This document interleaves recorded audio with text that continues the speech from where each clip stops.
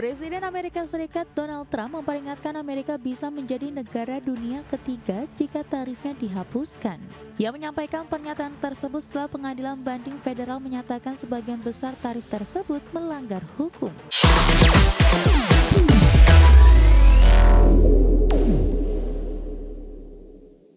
Presiden Amerika Serikat Donald Trump memperingatkan Amerika bisa menjadi negara dunia ketiga jika tarif impor dihapuskan.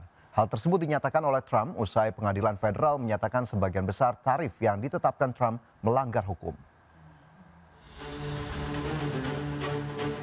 Presiden Amerika Serikat Donald Trump memperingatkan Amerika bisa menjadi negara dunia ketiga jika tarifnya dihapuskan.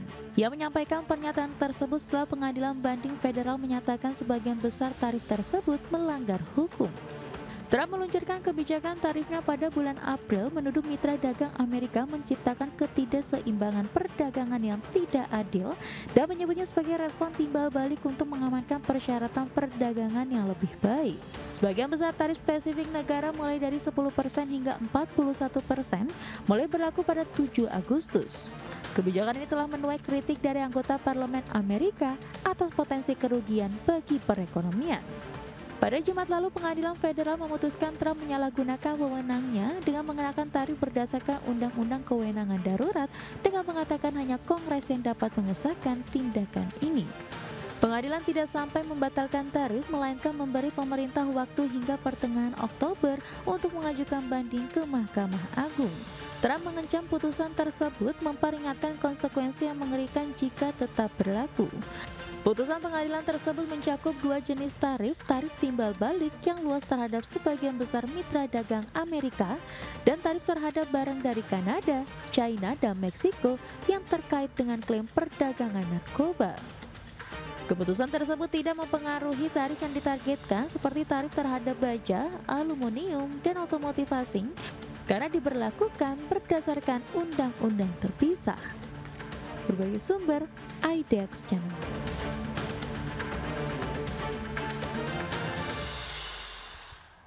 Dari komoditas pemirsa, harga minyak melesat pada perdagangan Selasa setelah Amerika menjatuhkan sanksi baru terhadap jaringan perusahaan pelayaran yang diduga menyelundupkan minyak Iran. Selain itu, pasar juga menantikan pertemuan OPEC Plus pada akhir pekan ini yang diperkirakan tidak akan mengubah kebijakan pemangkasan produksi.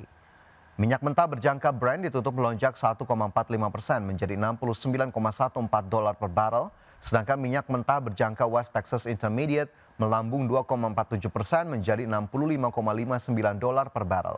Departemen Keuangan Amerika Serikat menyatakan sanksi menargetkan jaringan pengiriman minyak yang dipimpin pengusaha Irak yang disebut menyamarkan minyak Iran sebagai barel Irak. Tekanan terhadap Iran semakin kuat menyusul mandeknya negosiasi nuklir sejak Juni.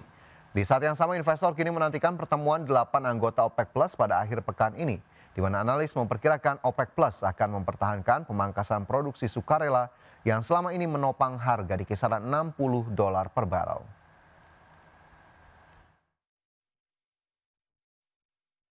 Ya, selanjutnya dari pergerakan bursa global, pemirsa, bursa Wall Street memulai September dengan kinerja yang lesu pada Selasa setelah investor mencerna putusan pengadilan banding federal yang menyatakan sebagian besar kebijakan tarif Presiden Donald Trump ilegal. Putusan ini menambah ketidakpastian di pasar. Adapun pada penutupan perdagangan, indeks Dow Jones Industrial Average ditutup merosot 0,55% menjadi 45.295. S&P 500 terkoreksi 0,69% ke level 6.415 dan indeks Nasdaq Composite melemah 0,82% ke posisi 21.279. Sementara itu, bursa saham Eropa berakhir di dekat level terendah dalam 1 bulan seiring meningkatnya kekhawatiran investor terhadap tekanan fiskal global yang mendorong lonjakan imbal hasil obligasi. Pada penutupan perdagangan, indeks Stoxx 600 anjlok 1,5% ke posisi 543,17. Indeks DAX Jerman merosot 2,29% ke level 23.487. Indeks FTSE 100 Inggris menyusut 0,87% ke posisi 9.116.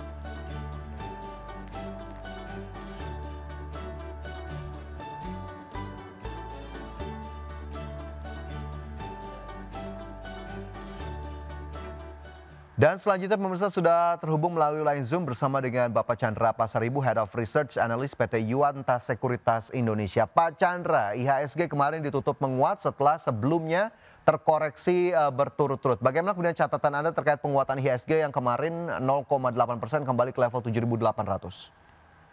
Sebenarnya kita basically secara level indeks mungkin balik ke titik sebelum terjadi kerusuhan di Jakarta kemarin itu ya. Jadi harusnya dengan kemudian pemerintah bisa mengendalikan situasi keamanan, basically terus kerusuhan tidak meluas ke daerah-daerah lain. Jadi isu kerusuhan itu bisa dikontain sehingga akhirnya memang even di hari Senin pertama itu mungkin koreksinya agak relatif nggak terlalu dalam ya, jadi sempat koreksi sebentar, habis itu rebound sedikit. Kemudian kemarin kita lihat juga masih ada sedikit penguatan di market meskipun mungkin masih agak ragu-ragu ya, jadi mungkin cair karena ditakutkan mungkin ada kelanjutan daripada demonstrasi, tapi pada kenyataannya sejauh ini cukup kondusif ya keadaan. Oke, jadi pelan-pelan dengan meredanya aksi demonstrasi di Jakarta dan sejumlah daerah, Pak Chandra, IHSG akan kembali ke level yang lebih tinggi kah dari level 7.800?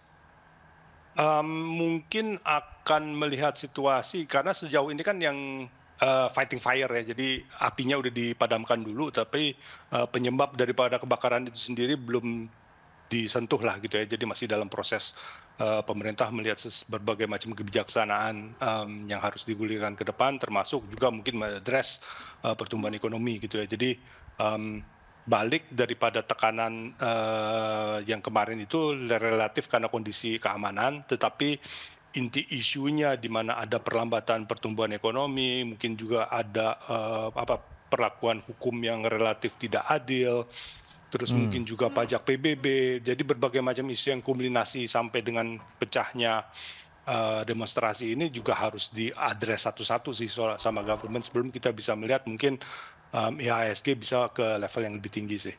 Oke, jadi memang masih banyak hal yang dilihat kembali oleh investor ataupun pelaku pasar terkait dengan apa yang sedang terjadi ataupun berkembang di Indonesia. Tapi kalau kita lihat penopang utama dari penguatan kemarin apa sih Pak Chandra sebetulnya? Apakah kemudian ada rilis data terbaru padahal ya kita tahu BPS merilis ada deflasi, atau justru memang sektor-sektor tertentulah yang kemarin bergerak cukup signifikan dan menjadi buruan investor?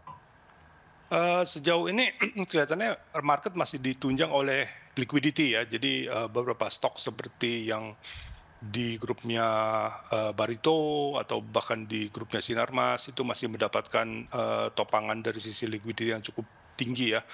Yang sebenarnya sejauh ini kalau kita lihat di market sendiri agak sedikit anomali ya, karena kita kalau misalnya year to date performance IHSG-nya tuh plus 10 kalau nggak salah.